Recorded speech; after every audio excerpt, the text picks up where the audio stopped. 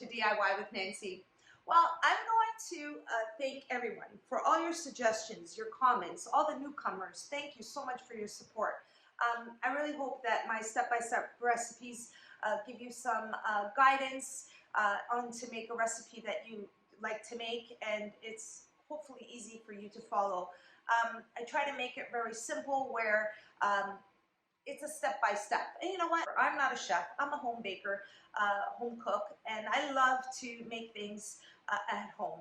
It's nothing like making something at home. One of the huge suggestions that I've had here on my channel, it's a big suggestion or comment or request, is to make one bolo de Massa Sovada, one Portuguese sweetbread. I have two recipes here, one for 6 and one for 3.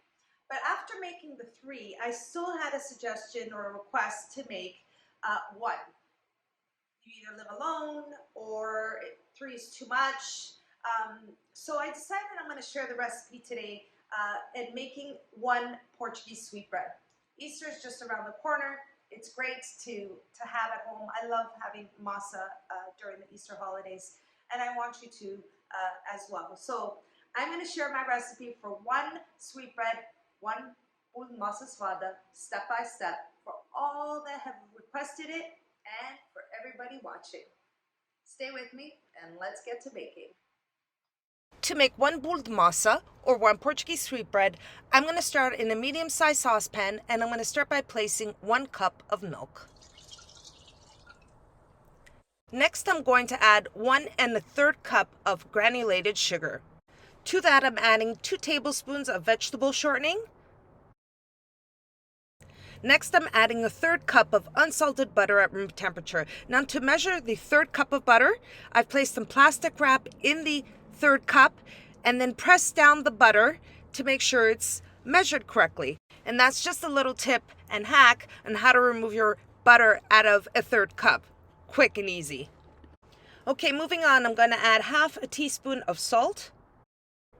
And I'm adding the zest of 1 lemon. So that's the last ingredient that I'm adding to the saucepan. Now I'm turning my stove on to a medium heat. Let the mixture come to a boil. And what I like to do before I let it come to a boil is just give it a quick mix, because the sugar is at the bottom and the butter's in chunks. So I just like to separate that, give it a quick mix, and then just let it come to a boil. And once it comes to a boil, I'll show you the next step. Now the mixture has come to a boil. At this point, I'm going to turn off the stove. You can see it's starting to bubble on the top. Now the butter and the shortening is completely melted. I'm just going to stir it to combine. And this is just going to be a quick stir. You just want to combine everything. Now the mixture is too hot. I'm going to set it aside, let it come to a lukewarm temperature, and I'll show you the next step. Now, once my milk and butter mixture is at a lukewarm temperature, I start activating the yeast. I'm going to start off with 1 teaspoon of all-purpose flour, 1 tablespoon of granulated sugar, and 1 1/2 tablespoons of active dry yeast. Now, I'm just going to stir it to combine, just a quick mix. And at this point, I'm going to add 1/3 cup of lukewarm water. Pour it in. Now I'm just going to give it a quick stir, the sugar, the flour, and the yeast. Once it's well combined, I'm going to set it aside and wait about 10 minutes and let the yeast activate and move on to the next step.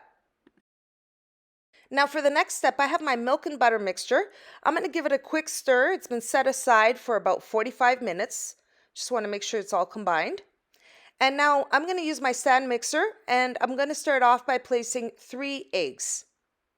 And for the mixing, I'm going to use my whisk attachment, and I'm just going to mix up the eggs before I start adding all the ingredients. So I'm just going to add the attachment here, and I will be switching the attachment. So I'm going to place the mixer on a high speed, mix the eggs for about a minute, and then we'll start gradually adding the balance of the ingredients.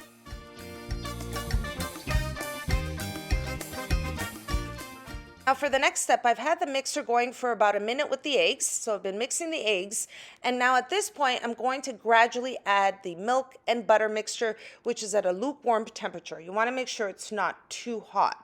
If the milk and butter temperature is really hot, it will kill the yeast and the dough won't rise. So you want to make sure it's a lukewarm temperature, like a baby bath kind of temperature. So now that I've added that mixture in, I'm going to let it mix for a few seconds. And now I'm going to add the activated yeast. You could see it's bubbling on the top. You know that the yeast is activated. I'm going to pour it right into the mixture while the mixture is still going. So I'm going to pour it in slowly.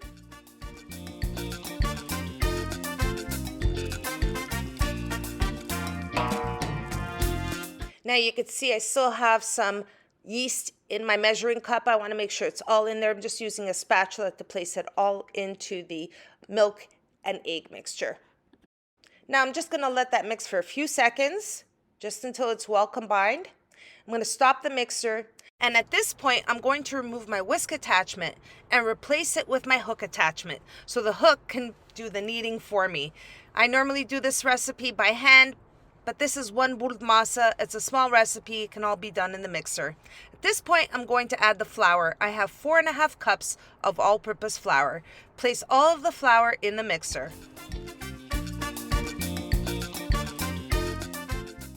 Now, once you have your flour in the mixing bowl, you let the kneading hook do the work in kneading the dough together. Now, what I like to do, because I'm not kneading it by hand, you can see that the flour stays on the edges. I use a spatula just to scrape down the sides and the bottom of the bowl to ensure that the flour is all being incorporated into the batter of the masa. And I do this 2 to 3 times to make sure that all the flour is incorporated. So feel free to stop the mixer.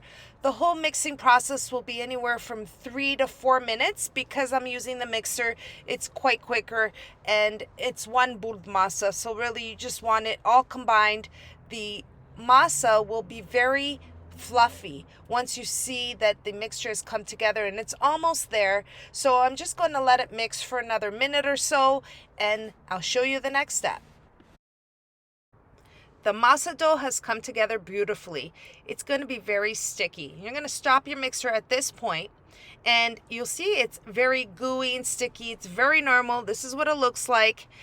And we're still going to need this dough, so I just need you to be patient when you're making your masa.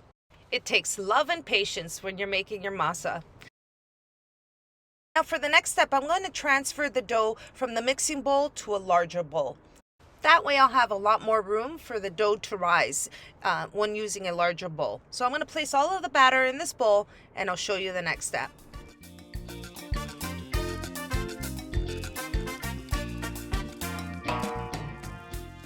Now for the next step, now that we have the dough in the bowl, I'm going to cover it with a large tea towel and place it in a warm place, and then I'll come back and knead it again in 20 minutes.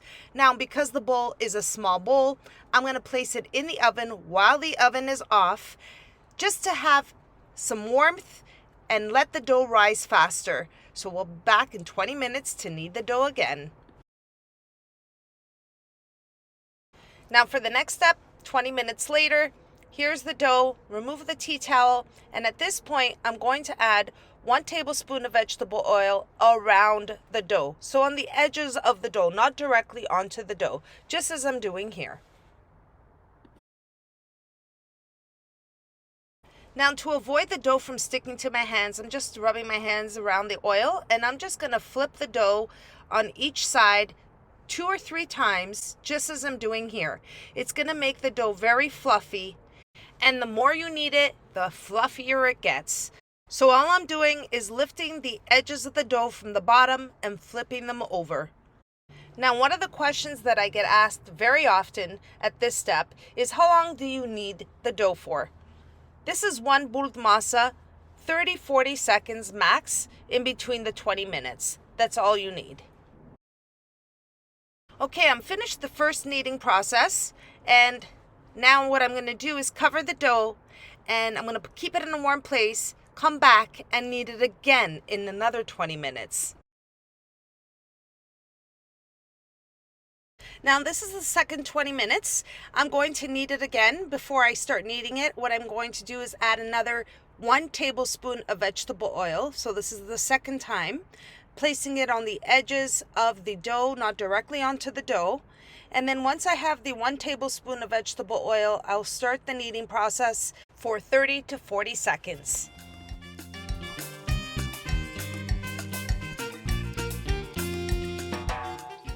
I've completed the kneading process.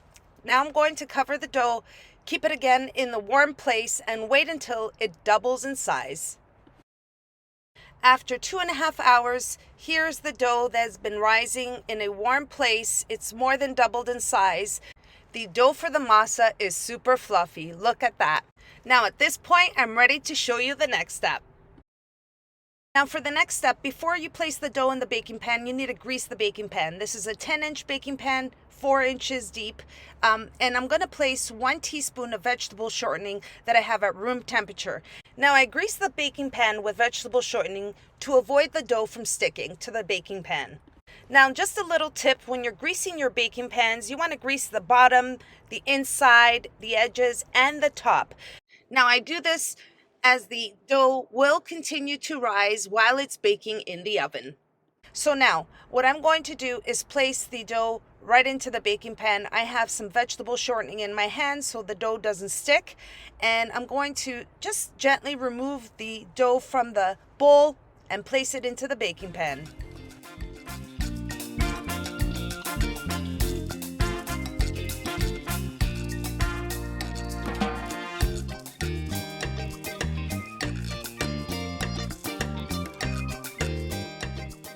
Moving on to the next step, the dough is now ready for the second rise. While it's in the baking pan, I'm going to cover the dough and wait until it rises to the top of the pan. The dough's been rising for about an hour and a half, and wow, did it ever rise to the top of the pan. This is going to be a beautiful Massa Sovada. Now at this point, I do have my oven preheated to 305 degrees Fahrenheit. Now let's move on to the next step before we place the bolo de Massa in the oven. I have 1 egg and 1 tablespoon of water to prepare the egg wash. And I'm just going to use a fork to beat together the egg and the water to form the egg wash. And once the egg wash is ready, I'm going to take a pastry brush and just gently brush on the egg wash right onto the top of the dough, just as I'm doing here.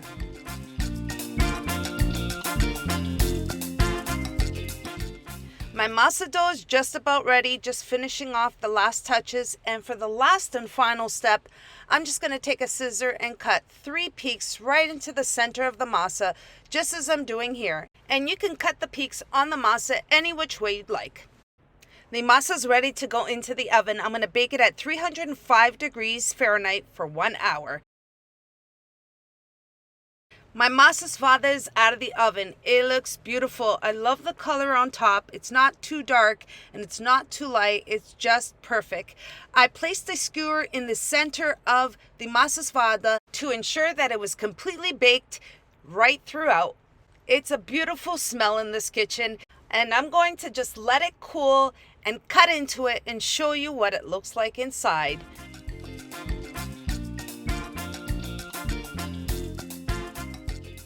I'll remove the bolo de Massa Portuguese sweetbread from the baking pan within 10 to 15 minutes from being removed from the oven.